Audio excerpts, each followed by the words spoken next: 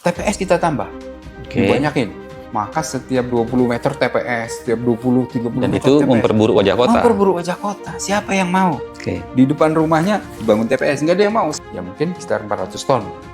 Itu yang dibuang ke TPS. Kalau ada 342 TPS, Bang Deddy, di kota ini, berarti satu TPS itu harus menampung 1 ton sampah lebih. Padahal volumenya tidak, luasnya kecil.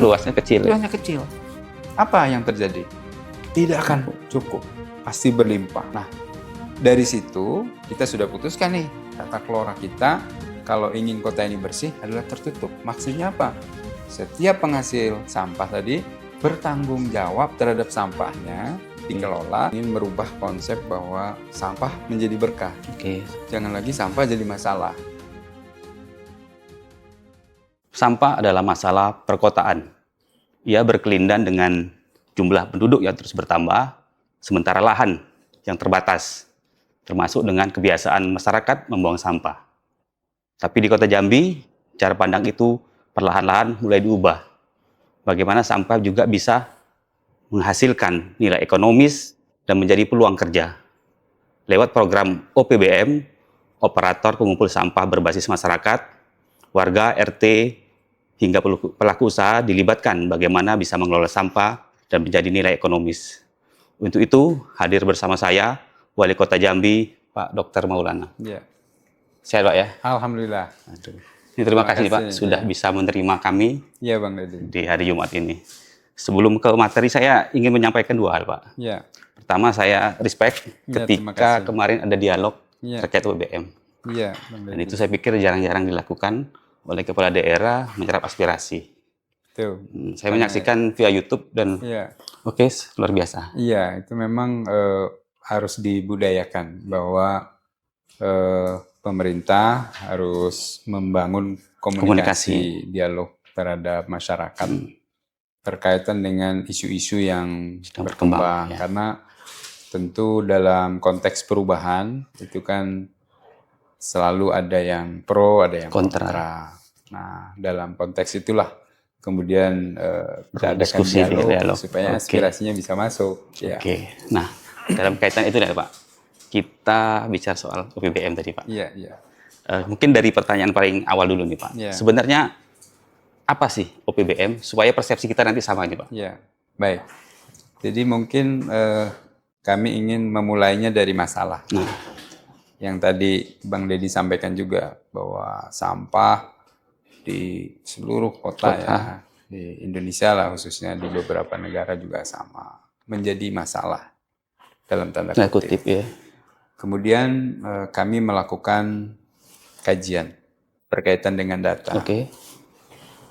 Jumlah penduduk kota Jambi itu dibandingkan tahun 2000-an dengan sekarang itu peningkatannya signifikan.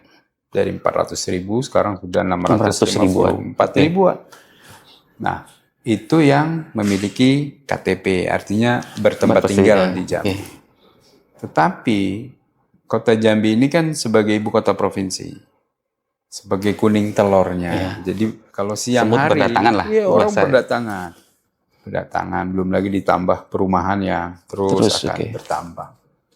Nah, rata-rata ya satu penduduk itu, 1 jiwa itu memproduksi sampah sehari 0,5 kilo sampai 3/4 kilo. Satu orang. Kalau dikali 654.000, belum beban siang hari bisa sampai 1 juta penduduk kita.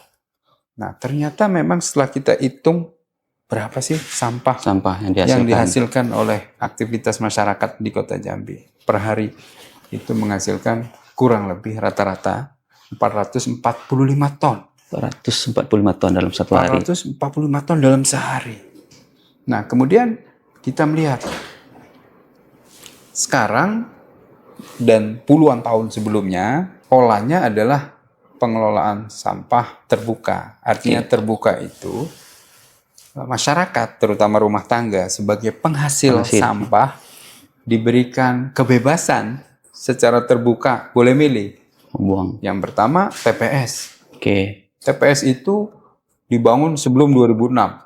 Jumlah penduduk masih sekitar 400 ribuan itu tadi. Waktu itu jumlah TPS-nya di pinggir-pinggir Pinggir jalan jalan dibangun itu, itu ya, ya. oleh swadaya masyarakat, oleh CSA, Ya. ada juga Macam-macam pemerintah ada ya, juga. bangun juga. Paling 1 kali 2 meter gitu ya. Di zaman itu, di zaman 2006 ke bawah itu, ya masih mampu Masih menampung, ideal, masih ideal. Tapi begitu jumlah penduduk kita banyak ini, sampah kita 445 ton per hari. Saya sudah minta data, berapa sih jumlah TPS dan TPS liar? Ini TPS liar nih tiap hari akan nambah terus Ya. kalau kita tidak lakukan perubahan. Ada tanah kosong, ibu-ibu lewat pakai motor buang satu, yang lain ikut. Dianggap itu padahal Ya, betul. yang punya tanah enggak mau lah dia jadi tempat TPS liar itu kan. Dan itu tambah banyak. Nah, saya hitung TPS liar itu ada 342. Oke. 342 sekota Jambi. Nah, kalau kita bagi, andaikan katakanlah ya masyarakat itu 80%-nya ke TPS. Oke. Sisanya itu ada yang dibakar, ada yang ditimbun, ada yang lebih bahaya lagi dibuang ke got, Sungai, ke drainase, parit. ke aliran sungai. Katakanlah 80%-nya. Ya mungkin sekitar 400 ton. Itu yang dibuang ke TPS. Kalau ada 342 TPS, Bang Deddy, di kota ini, berarti satu TPS itu harus menampung 1 ton sampah lebih. Padahal volumenya tidak, luasnya kecil. Luasnya kecil. Apa yang terjadi? Tidak akan cukup.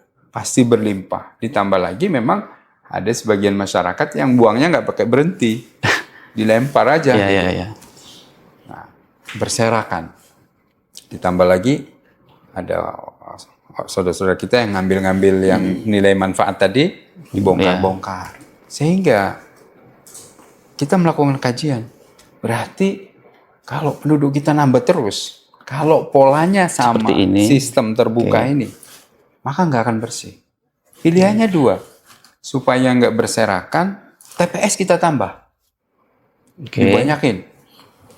Maka setiap 20 meter TPS, setiap 20-30 dan meter itu TPS. memperburuk wajah kota. Memperburuk wajah kota. Siapa yang mau? Di depan rumahnya dibangun TPS. Nggak ada yang mau. Sekarang kami minta izin mau bangun TPS. Nggak akan ada yang mau. Jangan Pak. Jangan Pak. Tapi udah kadung ada ini, 342 ini. Bayangkanlah 1 ton ditampung di 1 kali 2 meter. Walaupun diambil berulang tetap. Baru dibersihkan orang sudah buang lagi. Karena memang produksinya yang sudah tinggi kan. Nah, akhirnya pilihannya yang kedua. Di dalam rencana induk pengelolaan sampah kita, itu 2025 harus dimulai. Di masa RPJMD saya. Sampai 2045 itu. Kita konsep perubahan perilaku itu waktunya memang panjang. Kenapa panjang? Karena di banyak negara tidak mudah. Nggak mudah. Di Jepang itu 30 tahun di Eropa merubah dari pola buang sampah terbuka bebas mau kemana saja dengan pola kesadaran yang tinggi tertutup. Tapi karena saya diberi mandat di RPJMD saya jelas kampung visi misinya kan mewujudkan kota Jambi, kota perdagangan dan jasa yang bahagia yang pertama bersih. Di RIPS kita, rencana induk pengembangan pengelolaan sampah kita, juga mulai dari 2025 diputuskan pengelolaannya tertutup. Oke, izin saya potong Pak Wali. Maka dari hasil kajian itulah dan rencana tadi lahirlah PBM. Iya, jadi sistem pengelolaan tertutup itu maknanya adalah setiap produsen sampah ada 2, satu rumah tangga, yang kedua unit usaha. Yang terbanyak rumah tangga dan jumlahnya paling banyak. Relatif perubahannya relatif sulit. Kalau yang dunia usaha ini kami sedang susun perwalnya, belum kami sentuh secara utuh ini. Kenapa? Karena jumlahnya nggak terlalu banyak. Satu katakanlah mall itu produksinya memang besar, tapi ngurusnya lebih gampang. Lebih gampang lah, relatif bisa di. Jadi kita mulai dulu dari rumah tangga yang jumlahnya 250.000 rumah. Kurang lebih di kota. Nah, dari situ kita sudah putuskan nih tata kelola kita kalau ingin kota ini bersih adalah tertutup. Maksudnya apa? Setiap penghasil sampah tadi bertanggung jawab terhadap sampahnya dikelola Tujuannya adalah sampah dipilah dari sumbernya. Itu tujuannya dari rumah tadi. Nah, untuk menuju ke sana, periode antara perubahan perilakunya itu, yang penting, yang pertama, sampah dari rumah Tidak lagi dibuang terbuka, tapi diambil dari rumah-rumah. Kemudian saya potret lagi. Sebelum saya ambil kebijakan, saya cari data. Coba dilihat gimana di kota ini. Ternyata, Bang Ledi, 200 RT sudah jalan sebelum saya ambil kebijakan. Oke, yang mandiri nih Pak ya? Yang mandiri. Ya, Apa termasuk saya mengikuti gitu Pak. TPS 3R sudah ada. Dari 2008 dikembangkan, 15 dibangun, sekarang tinggal 9. Itu diambil dari rumah-rumah, dikelola di TPS 3R, dipilah, di reuse, di recycle, yang bermanfaat, punya nilai ekonomi, ada buyernya, ada pembelinya. Ada juga kelompok yang kedua, dari 200 RT itu, kerjasama dengan bank sampah. Ada. Contoh bank sampah Dreams ya, di beberapa tempat bank sampah. Keren, bagus itu. Ada juga kelompok yang ketiga, yang betul-betul mandiri. Di kawasan RT itu, ada warga yang secara mandiri kumpulkan sampah ke rumah-rumah. Tapi ada yang benar polanya, ada yang salah. Yang salah gimana? Dia sudah ngambil ke rumah-rumah, dikumpulin, tapi dibuangnya ke TPS liar. Saya Tanjung Lumut. Itu Tanjung Lumut tuh sebagian besar datang mobil ya, bentor, segala macam. Loh, ini sudah diambili, tapi pengelolanya salah. Kembali membebani sistem terbuka. Sistem TPS tadi. Nah, dari 200 RT itu, saya berpikir di 2025 program Kampung Bahagia belum jalan, baru uji coba. 67 RT. Maka di awal Januari saya kumpulkan semua RT yang akan menjalankan program Kampung Bahagia. Saya jelaskan bahwa Kampung Bahagia itu salah satunya bersih. Bersih, kita akan menuju ke perubahan besar, yaitu tata kelola sampah tertutup, di mana semua rumah tangga nanti sampahnya harus diambil dari rumah ke rumah, dan rumah tangga itu harus melakukan pemilahan. Gitu. Nah, Pak, seperti tadi Bapak bilang sudah ada RT yang menjalankan mandiri. Iya. Artinya ada orang yang dibayar swadaya masyarakat mengambil sampah rumah ke rumah. Betul. Kan OPBM mirip-mirip seperti itu, Pak. Mirip. Nah, apakah dalam OPBM ini infrastrukturnya, dalam hal ini mungkin angkutan lah ya, sederhananya angkutan, apakah itu bentor, apakah pick up gitu kan, disediakan atau melalui program Bapak atau gimana nih Pak? Karena nanti kalau saya lihat sih salah satu masalah krusialnya kan itu Pak, ketersediaan angkutan. Sarana pertama adalah transportasi untuk ngangkut ke rumah-rumah itu. Maka di dalam program Kampung Bahagia yang ujung tombaknya adalah RT dan Pokja Bahagia, ada 5 itu keterwakilannya, pemuda, unsur ibu-ibu, tokoh agama, dan 2 RT, merumuskan ketika program ini mau digulirkan, saya di atas saya kumpulkan. Komponen yang pertama bersih. Bersih harus diambil dari rumah, butuh sarana transportasi. Maka sarana transportasi yang paling mungkin dengan struktur jalan kadang sempit, masuk lorong, adalah gerobak motor. Nah, silakan Pak RT melalui Pokja Bahagianya merumuskan. Misal, RT-nya jumlahnya 200 KK, 300 KK. Oh, ini ada dana dari Kampung Bahagia, kami butuh ini untuk ngangkut, cukup 1 bentor. Silakan. Dan itu diberikan kebebasan berdasarkan musyawarah warga. Ada yang RT-nya kecil, hanya 70 KK misalnya, atau 50 KK. Ingin gabung dengan sebelah, patungan dari dana itu membeli untuk 3 RT. Monggo, silakan. Dan itu sudah berdasarkan musyawarah masing-masing, muncullah gerobak motor OPBM itu yang ada tulisannya itu. Oke lah, berarti Pak sebenarnya kalau dari infrastruktur pengangkut sebenarnya sudah clear sebenarnya Pak ya? Ya, clear, tapi dalam konteks begini. Tahap 1 ini yang mengadakan program Kampung Bahagia baru 976 RT. 976 RT. Nanti sampai Juni ini. Nanti Juli sampai akhir tahun itu separuhnya. Jadi 1583 RT yang menjalankan program, dikurangi yang 67 uji coba. Artinya seluruh RT itu dapat dana pembangunan. Nah, tinggal masalahnya ada yang pengadaan gerobak motornya di tahap 2. Ya. Cuman kalau kita tunggu tahap 2, yang tahap 1 ini keburu nggak jalan sistemnya. Bentor yang udah masuk harus segera kita jalankan. Karena gerobak motor ini bukan program baru. Dari dulu sudah banyak program-program pengadaan gerobak motor. Bedanya apa? Dulu dibeli dari pemerintah. Disalurkan. Oh ini punya pemerintah, taruh di kantor lurah, nggak jalan segala macam. Sekarang Kampung Bahagia ini kan partisipatori.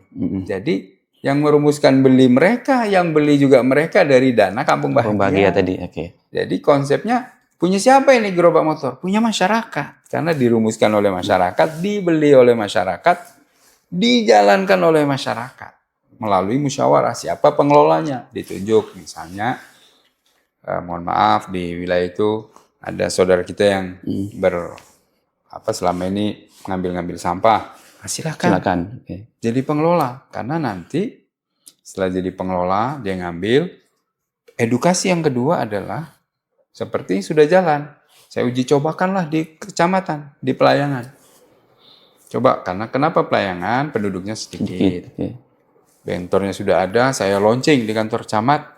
Pak Camat, bisa OPBM-nya? Kita coba Pak, jalan. 100% sekarang. Yang kedua, Pak Camat, pilah dari rumah.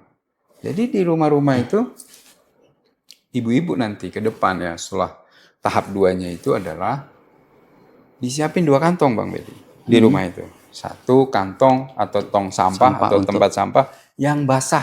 Itu yang organik ya. Sisa makanan ya kan, sisa sayur, potongan apa segala macam yang basah itu 1.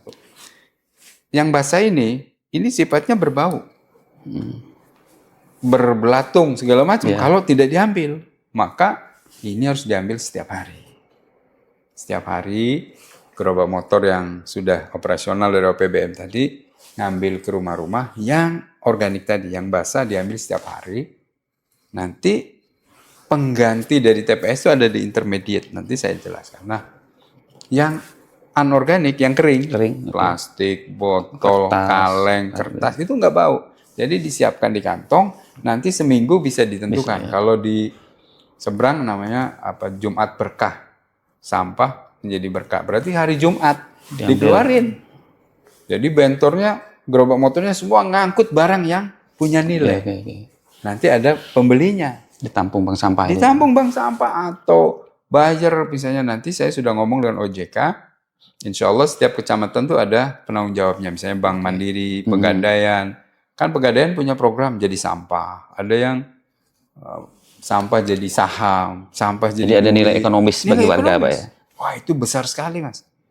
Di pelayangan itu. Tapi mungkin mindset itu yang belum terbentuk. Belum. Gitu. Jadi ini memang berubah itu kan. Saya sampai ke sana, konsepnya sudah paripurna di RIPS itu. Cuman dalam konteks melakukan program ini kan bertahap. Nggak mungkin saya langsung ngomong, pilah, ambil, pusing masyarakat. Ya kalau dulu pun, kalau saya lah Pak ya, sebagai masyarakat, jauh sebelum ini kan digaungkan 3R itu Pak ya. Masyarakat harus memilah sampah. Cuman yang menjadi lucunya, mohon maaf, masyarakat anggaplah sudah memisahkan. Ya, nanti tapi kan ketika itu diambil gabung juga kan? Digabung atau dibuang ke TPS campur lagi gitu kan. Nah, ini kita mau buat paripurna ini. Nah, dalam RIPS itu memang harus dipilah. Kemudian pilah ini jadi duit. Nah, uangnya tadi misalnya bentor 1 nih, RT 1 kelurahan ini hari Jumat ngumpulin semua plastik. Ada pembelinya ditimbang. Bentor 1 ini gerobak motor dapat 500.000 setiap hari Jumat. Kalau udah mulai banyak seminggu 2 kali ditimbang dijual. Jadi duit. Duitnya mengurangi biaya operasional dari OPBM itu. Makanya di pelayangan saya udah cek itu 2.500-an rumah sudah 100%, 500-nya gratis.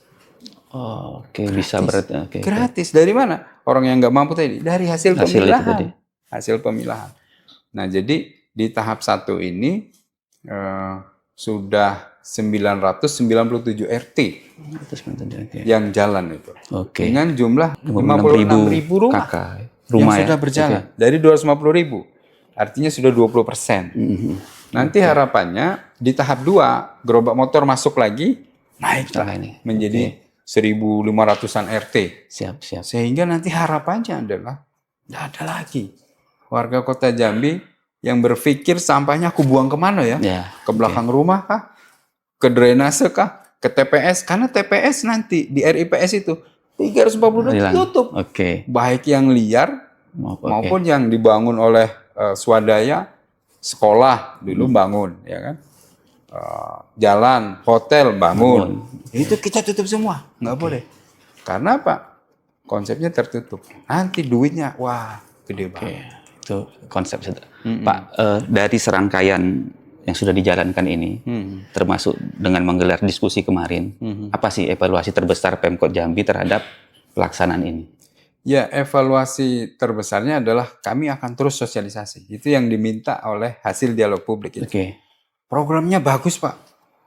Tapi banyak warga yang belum terpapar secara langsung. Ini program Pak Wali ini mau buat apa sih ini kok begini gitu ya? Sosialisasi kan Pak pasti sejalan. Di samping itu Pak ada nggak mungkin misalkan semacam misalnya kan kita sebenarnya punya perda sampah yang sudah lama dibuat bahwa misalkan aturan buang sampah jam 6 malam sampai jam 6 pagi. Barang siapa yang membuang kan kena denda tuh kan? Betul. Apakah mungkin misalkan akan menerapkan itu atau mungkin mempercepat tadi penyediaan infrastruktur atau seperti apa Pak? Jadi perda itu harus kita sesuaikan. Jadi di situ masih banyak yang masih mengacu kepada sistem terbuka. Yaitu boleh buang sampah kemana saja ke TPS, yang penting malam. Di zaman itu cocok. Di zaman itu dengan jumlah penduduk masih sedikit, luapan sampah yang masih kecil, TPS masih nampung, Pak.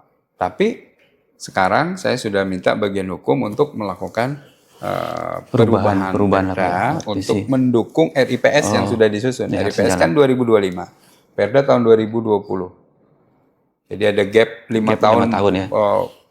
Pertumbuhan penduduk ini kan sudah besar. Kalau kita pilih terbuka tadi, wajah kota jelek. Nah, kalau tertutup, ya inilah kita harus melakukan perubahan besar.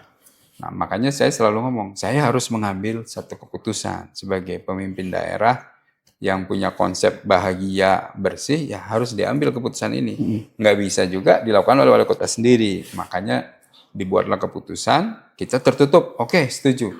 Nah, mana yang prioritas kita tutup? Ketika itu kita diskusi dengan teman-teman. Yang prioritas kita lakukan penutupan yang pertama yang melanggar hak asasi anak-anak. Berarti dekat sekolah. Di sekolah. Saya jalan ke SD 47. Wah, itu pihak sekolah ngomong, masa Pak, dalam sekolah kami ada bank sampah, belajar di depan sampah. Saya tanya Pak RT-nya, siapa yang buang-buang ini? Itu kadang-kadang orang ngantar, orang lewat, ambil ngelempar. Nah, saya bilang, ini kita harus rubah perilaku itu. Jadi yang prioritas itu yang sekolah-sekolah dulu. Saverius itu. Saverius. Itu sudah berkali-kali dia minta. Yayasannya, Pak, masa Pak, anak kami senam, anak kami upacara ngadepin sampah. Oke, berarti atas dasar itu, yang di tempat pendidikan, kita prioritaskan ditutup. Itu. Di depan Al-Falah, saya pergi ke SMP 25, ada Taman Kongko tuh. Penuh sampah berserak. Siapa ini? Kadang emaknya juga Pak sambil ngantar anaknya sekolah dilempar situ gitu kan. Kami tutup. Yang kedua mana lagi? Yang kedua adalah jalur-jalur protokol. Dari bandara landing. Tamu-tamu. Itu etalase kota lah Pak ya, wajah kota. Wajah kota itu harus. Akhirnya kita tutup. Masyarakatnya minta, Pak, Haji Kamil Pak, udah sampai setengah jalan. Kami mau lewat, nggak bisa. Ya keluhan masyarakat masuk. Udah ditutup. Terus mana lagi? Bukit Baling. Itu kan jalur protokol. Tanjung Lumut. Orang dari bandara kalau mau ke arah sana, jalur lintas itu Tanjung Lumut. 200 meter itu. Sepanjang jalan itu Pak. 200 meter. Itu 9 puso kadang sehari. Nggak selesai juga karena diangkut, datang lagi diangkut terus gitu. Sekarang udah ditutup kan? Ya, udah pasang kebun sayur. Jalur Broni itu. Itu kan orang tamu-tamu gubernur mau ke kantor gubernur. Kemudian jalan Sudirman. Kita tutup semua. Jalur protokol dulu. Masih banyak Kak di dalam? Masih banyak. Karena dari 342 baru 118 ya. yang dibongkar, yang liar kita tutup, yang depan-depan sekolah kita tutup, yang di jalan protokol walaupun mereka yang bangun, kadang hotel itu dia bangun, tapi Pak kita tutup, kita bongkar ya. Kita bongkar sama-sama, dan itu atas kesepakatan warga gitu. Pak, jadi sebenarnya dari apa sih target terbesar yang ingin Pak Wali capai lah dengan program ini lah Pak, terkait pengelolaan sampah? Iya, jadi yang pertama ingin merubah konsep bahwa sampah menjadi berkah. Jangan lagi sampah jadi masalah. Caranya gimana? Tadi dipilah dari rumah. Itu berkahnya banyak banget. Yang pertama, tentu nanti barang-barang yang tidak hancur ya, ratusan tahun, plastik dan lain-lain itu kan mencemari lingkungan. Kalau kita kubur, kita tanam, kita taruh di TPA pun nggak akan hancur ratusan tahun. Artinya kita mewarisi lingkungan yang jelek pada anak kita. Itu kita ambil dan direuse, dijual lagi untuk dimanfaatkan lagi oleh perusahaan, dimanfaatkan ulang, dapat duit kan karena dibeli. Maka circular ekonomi akan tumbuh di tingkat-tingkat RT. Ada orang yang menjual, ada penjual, ada pembeli, duitnya bermanfaat, OPBM-nya jadi berkurang pembiayaannya. Mungkin yang patungannya tinggi asal sudah milah, ternyata dari sampah ini jadi uang gitu. Nah, bayangkan kalau seluruh RT sekota Jambi melakukan pemilahan, katakanlah 10-20% saja pengurangan sampahnya. Dari 440 ton, itu bisa berkurang sampai 80 ton. Berarti biaya pengangkutannya juga berkurang. Akhirnya beban pengangkutan di lingkungan hidup juga akan turun. Karena biasanya ngangkut 400 ton, 80 tonnya sudah dijual jadi duit, berkurang. Jadi manfaat ekonomi di tingkat RT-nya, tingkat rumah tangga bermanfaat, di tingkat dinasnya, pemerintah, ngangkutnya juga lebih sedikit. Gitu. Apa yang Bapak sampaikan, jadi saya terpantik Pak. Jadi begini, tadi kan durasi pengangkutan lebih cepat Pak. Ada efisiensi lah, baik dari waktu juga tenaga kerja. Atau mungkin pemerintah mungkin terpikir pula ide, misalkan mana tahu ya, dari sekian banyak SDM pengangkut sampah yang dimiliki kota, ataukah mungkin bisa di split mungkin ke sebagian atau gimana gitu, yang mengangkut ke dari masyarakat, dari rumah tangga ini Pak, untuk dijadikan dibawa ke depo-depo gitu Pak. Karena misalkan waktu durasi ngangkut sampah di TPS selama ini katakanlah setengah jam, sekarang jadi 15 menit, itu kan sudah sangat muat. Apakah mungkin bisa pola-pola seperti itu Pak? Betul. Dan itu sudah terjadi Bang Deddy dengan 997 RT yang sudah jalan ini, 56.000 rumah tangga yang sudah bergabung dengan sistem tertutup tadi, diangkut dari rumah ke rumah dengan gerobak motor, tidak dibuang lagi ke TPS, tapi dibuangnya ke depo. Nah, kita sedang revitalisasi di depo. Mobil yang biasanya ke TPS, 50 meter lagi ada TPS. Satu TPS itu bisa 15 menit. Karena apa? Sudah semburat semua. Dari plastik itu diangkat, harus pakai keranjang, disapu, dibersihkan. Baru jalan mobil, ada lagi yang sudah buang. Di sana diambil, muter aja. Nggak akan pernah selesai itu. Nggak pernah selesai. Sehingga nggak pernah cukup angkutan kita itu untuk menyelesaikan itu. Nah sekarang, alhamdulillah berlebih Bang Deddy. Lebih armada nganggur sekarang.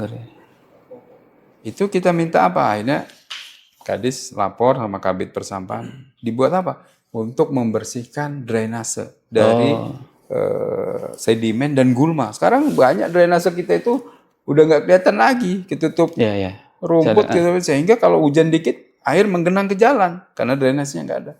Nah, ini sudah hampir 2 minggu.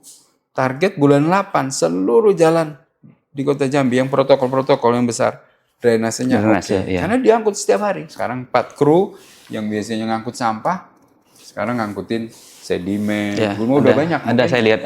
Itu sudah jalan. Nanti sekota ini. Bayangkan kalau sistem ini nggak dirubah, sampah nggak beres, sampah di drainase juga nggak akan beres. Nah ini kan efisiensi pengangkutannya jadi lebih mudah. Nah sekarang kita lagi merevitalisasi depo karena idealnya setiap kecamatan satu depo supaya gerobak motor tadi nggak jauh buangnya.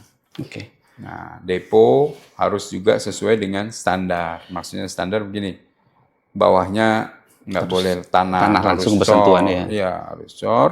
Kemudian ada pengelola air, kan sampah organik kan netes Iya. airnya itu kan harus masuk kayak pengelolaan limbahnya, septic tank lah begitu, disedot. Kemudian harus pakai atap. Biar nggak Kalau langsung hujan ya. kena hujan airnya ngalir kemana-mana. Tembok kiri kanannya Tembok harus tinggi ya. tinggi supaya nggak mencemari. Karena kan banyak depo yang di tengah lingkungan Ya. kan.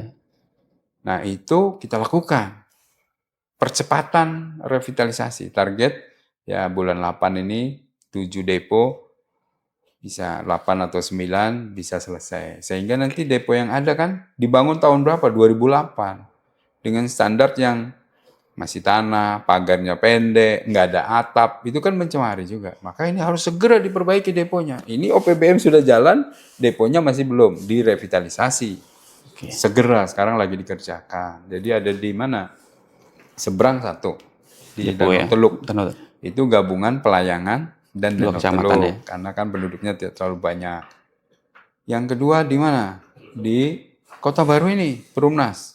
Sudah ada lama itu, Ya. tapi kita harus revitalisasi, diperbaiki Bang Dede. Terus ada lagi di Pasir Putih. Pasir Putih. Nah, itu sudah lama, Pasar kita perbaiki lagi. Nah, nanti juga ada di kantor camat Jelutung, depannya ada halaman tanah yang sudah dihibahkan dari provinsi, kita akan bangun. Karena Telano itu padat penduduk. Kalau nggak dibangun di situ terlalu jauh. Kemudian di Pasar Mama. Mayang ada, ya. Nanti yang di Jambi Timur rencananya di Spaldi, di pengelolaan limbah Sijinjang itu. Kan Sijinjang ya, dekat ada tanah kita di sana. Oke. Nah jadi nanti ini simultan kita perbaiki, OPBM-nya tahap 2 nambah lagi dari 997 RT diharapkan 1.500 RT, bisa ada sarana transportasinya, semua terangkut. Per 2027 kita keluarkan instruksi wali kota ataupun edaran bahwa diwajibkan dipilah dari rumah. Baru sistem sirkular ekonomi bergerak. Nanti biaya-biaya OPBM-nya bisa diturunkan. Kalau pengangkutannya efisien, berkurang 80 ton karena dijual jadi duit. Kalau efisien anggarannya memang memungkinkan, tahun ini kan baru bisa kita bayarkan BPJS-nya, ketenaga kerjaan untuk operator. Nah, ke depan bisa saja anggaran yang efisien dari pengangkutan akan disubsidikan ke gaji atau pembayaran pembayaran insentif, sehingga masyarakat yang miskin, yang kurang mampu gratis, atau masyarakat yang mampu pun jadi berkurang pembiayaannya. Ini kan sirkular ekonomi yang menuju ke sana. Nah, itu. Terakhir Pak Wali, apa pesan dan harapan Pak Wali lah terkait program ini supaya berhasil? Ya, yang pertama saya selaku wali kota, kepala daerah bersama seluruh jajaran, wakil wali kota dan kepala-kepala dinas, seluruh ASN menghimbau kepada kita semua untuk memikirkan bersama bahwa kita harus bertanggung jawab terhadap produksi sampah kita. Maka dengan program siklus tertutup diambil dari rumah, kewajiban kita adalah memilah. Dan memilahnya sederhana aja. Yang basah sama yang kering. Yang basah karena bau harus diambil tiap hari. Yang kering ada waktunya, setiap RT dijadwal untuk bisa dijual. Nah, dijual ini hasilnya untuk kembali membiayai sistem yang ada di situ. Kalau ini kita lakukan, insya Allah sesuai dengan rencana induk pengembangan sampah, yang targetnya sampai 2045, perubahan kita bisa lebih cepat. Bisa 2 tahun, bisa 1,5 tahun, masyarakat RT sudah memahami semua, insya Allah ini akan membuat Kota Jambi bersih. Bebas dari TPS liar, maupun TPS yang ada di tepi jalan. Gitu. Maka kota ini akan masuk investasi kan, karena bersih, investor masuk, wisatawan masuk, hotel tumbuh, UMKM tumbuh. Jadi perubahan kecil dari rumah tangga kita akan memberikan dampak yang besar terhadap kemajuan Kota Jambi. Itulah Kota Jambi bahagia. Siap. Bahagia bersama ya. Ya, insya Allah mudah-mudahan. JB People, pengelolaan sampah memang bukan hanya tanggung jawab pemerintah, tapi juga dimulai dari perubahan mindset kita sebagai masyarakat, bagaimana bisa mengelola sampah itu sendiri. Termasuk misalkan tadi yang paling dasar adalah memilah mana sampah basah, mana sampah kering. Jadi jelas sampah bukan lagi sekadar urusan dibuang atau diangkut. Di Jambi, sampah mulai dilihat sebagai peluang kalau dikelola dengan benar. Program UPBM menunjukkan bahwa perubahan bisa dimulai dari sistem keterlibatan masyarakat. Tapi pada akhirnya keberhasilan tetap ada di kolaborasi pemerintah, warga, dan pelaku usaha harus berjalan seiring bersama. Terima kasih Pak Wali. Terima kasih Bang Dodi atas kesempatan. Oke. Sekali lagi terima kasih untuk DP People yang menyaksikan acara ini. Saya Dedi Rahmawan undur diri. Assalamualaikum warahmatullahi wabarakatuh. Follow semua sosial media jambusines.com.